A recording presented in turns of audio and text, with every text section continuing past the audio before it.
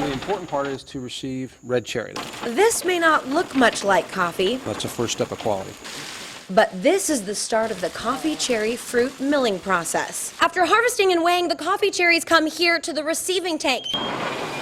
This is the first step in the wet process. Inside of each one of these red cherries are 2 coffee beans. That's split out. There's your pulp, and those 2 coffee beans are wrapped in a parchment shell and also in a very sticky material called miel, or honey. Next, it's time to separate the beans from the pulp. So this is called a coffee pulper. The cherries fall in here. The wheel spins around really fast and spits out these 2 seeds called coffee and parchment.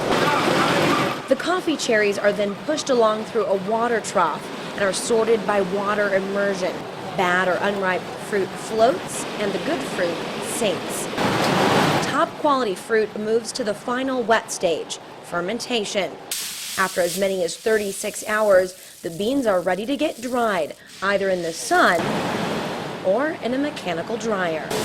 After they're dried, farmers load the beans into parchment sacks for aging. By chance, the Rogers family company discovered that aging the coffee beans in their shells for 3 months actually improved the flavor. We started working with farmers directly, and we couldn't buy their whole crop at once. So we asked them to spread the shipments out over months, April, May, June, July. And we found that the later months always tasted better than the earlier months. The reason? Storage. Like wine, resting raw coffee beans is a good thing.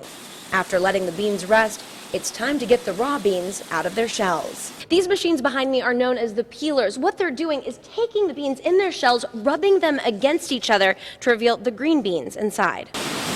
The exposed green beans get dumped through a screening process for yet another step in quality control. So there's a bunch of screens, different sized holes, 18 screens, 17 screens, 16 screens, and the coffee enters and it shakes the table, and the screens fall down, the smaller beans all the way to the bottom, the larger ones stay along the top, and it sorts them. The final step is a sorting table that forces the bad beans to the bottom of the pile so the best ones can get bagged and ready for shipment.